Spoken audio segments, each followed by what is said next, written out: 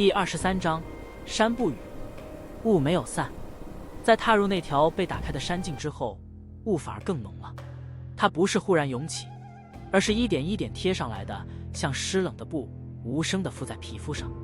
先是脚踝，再是小腿，最后连呼吸都带着潮湿的重量。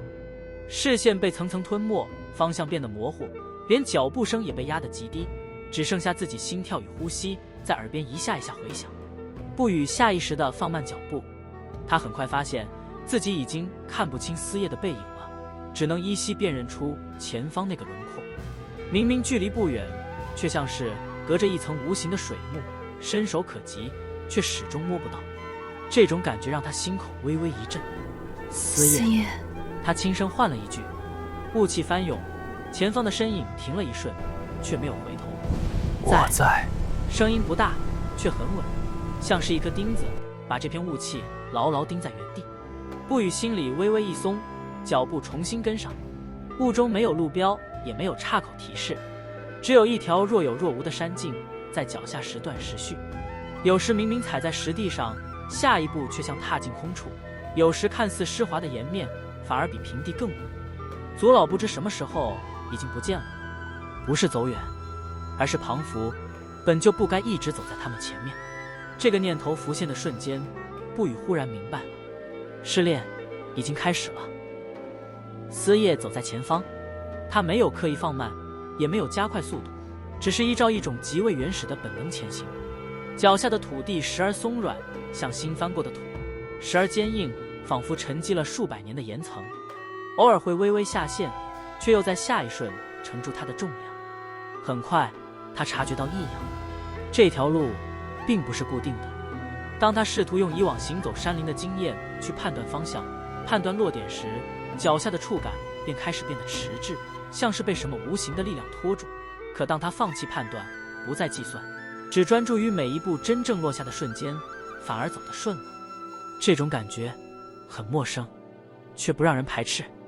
五之力在体内缓缓流转，不再是外放的锋芒，也不是一触即发的劲气，而像是被压在体内的一块重石，随着呼吸一起起伏。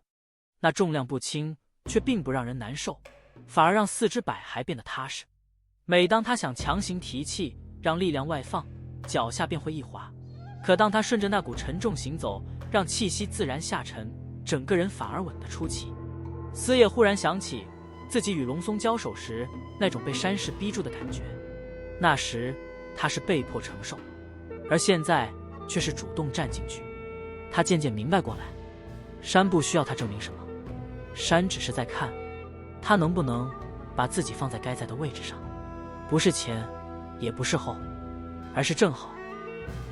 不语走得并不轻松，雾气贴在脸上，带着微凉的湿意，时间一久，衣襟与发梢都变得沉重。可奇怪的是，呼吸却没有因此变乱，反而越来越平顺，胸口隐隐生出一股温热。他一开始还有些紧张，怕跟丢思夜，怕踩空，怕自己哪一步走错，成为被山拒绝的那个人。可走着走着，他忽然发现自己并没有想象中那么慌。丹田深处，那股他尚未完全理解的暖流正随着呼吸缓慢流动。它不像真气那样奔涌，也不像内劲那样凝实，而是极为细微却源源不绝。每当他心绪一乱，脚步便会变沉，像被无形的力量压住。可只要他放松下来，不再多想，呼吸自然延展，身体便会自己往前，像是有什么在暗中拖着他。不语不知道那是不是功法，也不知道那是不是自己原本就该拥有的东西。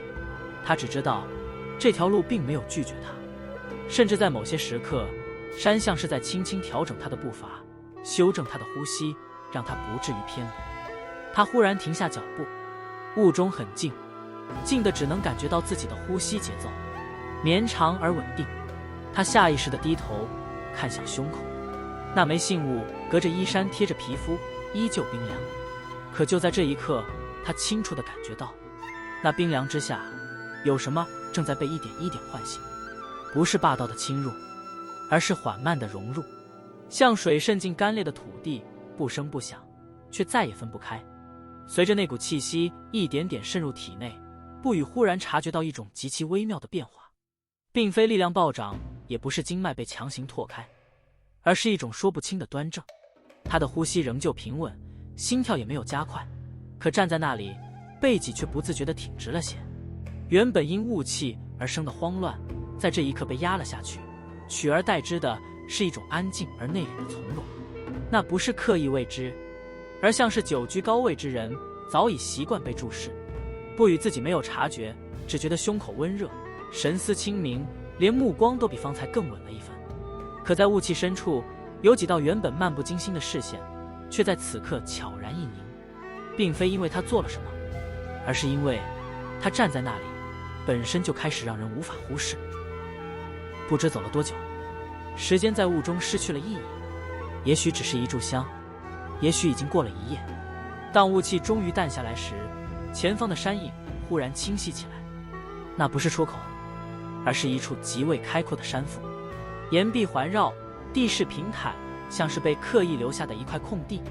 地面布满细碎的石屑，却没有尖锐棱角，踩上去异常稳定。思叶停下脚步，不语也随之停住。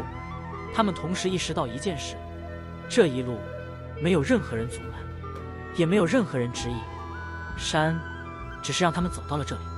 下一刻，雾气在四周微微移动，一道道身影无声地出现在岩壁边缘。有人抱臂而立，神情冷淡；有人盘膝坐下，闭目不语；也有人只是远远站着，目光藏在阴影之中。他们没有说话，目光却全都落在场中那一男一女身上。不语的呼吸微微一读，不是因为恐惧，而是一种被无数目光同时落在身上的清晰感。那一瞬间，他没有退缩，也没有下意识寻找思叶的身影。胸口那股温热依旧平稳流转，背脊自然挺直，目光安静地迎了上去。他忽然明白了什么叫被看见，不是被审问，不是被质问，而是被衡量。思叶却很平静，他站在那里，脚踏实地，气息下沉，整个人像是与这片山腹融为一体。直到此刻，他才真正确定，这一路的沉默本身就是试炼，不是为了迷路，也不是为了折磨，而是为了看。在没有指示，没有肯定，没有回应的时候，他们是否还能往前？山不语，但他已经给出了第一个答案。第24章，人不服。山腹之中，雾气已经完全散去，岩壁一层层露了出来，反而让人有种被困住的感觉。这里像是一个天然的场地，把所有人都围在中间。风声不大，却没有人开口，因为此刻真正翻涌的是每个人心里的情绪。不语站在场中央，他能清楚感觉到四周投来的目光并不友善，那些目光里有疑惑，有不满，还有压了很久的不甘心。他没有低头，也没有刻意回看任何人，只是安静地站着。可正因为这份平静，反而让不少族人心里更不舒服。思叶站在他身旁，神情依旧冷静，只是他的心里却慢慢浮现出一个疑问：这些人的敌意来得太重了，不像只是因为他们是外人，也不像是因为先前在山外起过冲突，更像是他们无意间碰到了某个隐龙族一直守着却不容任何人染指的东西。他凭什么能站在这里？终于有人忍不住开口，说话的是一名中年族人，声音不高，却带着多年守山累积下来的固执与压力。山卫石魔要护着他。这句话一出口，场中立刻安静下来，因为这不只是针对不语，而是在问：隐龙族世世代代守护的东西，为石魔会落到一个外人身上？你们没有感觉到吗？另一名族人低声说道：他身上有山在护。这句话让不少人脸色微变，因为他们其实都察觉到了，不语从头到尾没有运功，也没有出手，更没有为自己辩解。可那些原本带着试探的气息，却怎么都靠近不了他。那不是他主动做了什么，而更像是山替他挡下了一切。这正是问题所在。先前的中年族人沉声说道：那不是普通的东西，是我们一族守了很多代的根本。有人为他受伤，有人一辈子走不出这座山。他不该被带走，更不该交给一个来历不明的人。他没有说出那传承的名字，但在场的族人都明白，那不是一门简单的武学，而是一份用时间、血汗，甚至一生换来的传承。司业听到这里，终于有些明白了，这些人的敌意并不是因为他们做错了什么，而是因为他们害怕失去。很快，又有人把目光转向司业，他的视线放一边。那人冷声说道：“那你呢？你也是外人，为什么能走完试炼，还能站在这里？你凭什么得到山的回应？”这个问题比质疑不语来的更重，因为他动摇的是隐龙族一直以来对试炼的理解。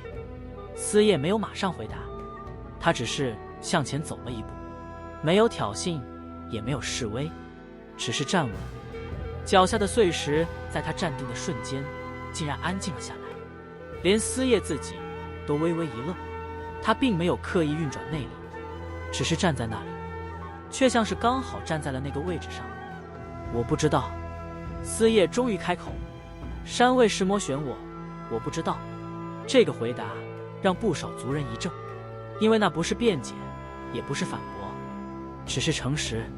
我只是照着他要我走的路走完，然后站在他要我站的位置。他没有提剑，也没有提力量，却让几名原本气势最盛的族人下意识移开了视线。司业心里也越来越清楚，这些人真正敌视的不是他做了什么，而是他什么都没做，却被山选中了。不语在这时往前走了一步，他站到司业身边，不是躲在他后面，而是与他并肩而立。他其实也没有完全想明白，只是隐隐觉得山选中的或许不是某一个人，而是能不能承受某些东西。这个想法他自己也不确定。你们不服的不只是我，而是而是山的选择。他开口说道，声音不大，却很清楚，而是山的选择。这句话一出口，场中顿时安静，因为他说中了所有人心里却不愿说出口的事。我们守的是传承。那名中年族人低声说道，语气里多了几分疲惫。不是某一个人。不语看着他，目光平静。我没有要你们交给我。他停了一下，继续说道，山要不要给我，那是山的事，你们要不要承认，那是你们的选择。没有人立刻反驳，因为这已经不是对错的问题，而是隐龙族能不能接受山不再只选他们。在更高处的岩壁上，一名苍老的身影静静站着，族老始终没有说话。他的身形并不高大，甚至有些佝偻，可站在那里却像整座山的一部分。几名族中长老站在他身后不远处，同样沉默不语，目光却在场中来回移动。他们看的不只是那一男一女，而是整个隐龙族的未来。若真让他留下，一名年长的族中妇人低声说道，声音沙哑，那我们这一脉算什么？守了这么多年，最后却要交出去。旁边的灰发老者轻轻叹了口气，不是交出去，他低声说道，是山要动了。这句话一出，那名妇人沉默了，因为他心里其实也明白，如果不是山的意志，没有人能逼隐龙族让步。在人群的边缘，一名年轻族人悄悄后退了半步，他的穿着与其他族人并无不同，气息也收得很干净，几乎不引人注意。可在他低头的瞬间，眼底却闪过一丝冷意。他的目光在不语身上停留了一瞬，那不是好奇，也不是欣赏，而是确认。那样的目光曾经也落在过其他人身上，那些被追杀、被清理、被认定为不该出现在原本位置上的人。他很快移开视线，看向族老所在的高处，眼神里带着压抑已久的不甘。他并不觉得自己是外人，更不觉得自己是在背叛。在他心里，真正的背叛是把那套守了数代的东西交到族外之人手中。这样的想法在他们这一支里一直存在，只是过去山没有给他们开口的机会，而现在机会出现了。他没有说话，却在心里已经做出了决定，不是要阻止试炼，而是要让那些不该被选中的人被更多人看见。司业忽然感觉到脚下传来一丝极轻的变化，不是气息，而是山石本身，像是深处有什么东西正在慢慢翻动。没有声音，却带着一种说不出的重量。他忽然明白，这场对峙已经不只是人与人之间的事，而是山也在看。不语同样感觉到了，那不是压力，反而像是一种包袱，像是站在厚重的树荫下，就算没有遮挡，也知道风雨落不到自己身上。他的心反而慢慢静了下来。他忽然确定了一件事，不管这些人服不服，山并没有后悔。祖老的目光终于落在了不语身上，那一刻，场中的声音仿佛都消失了。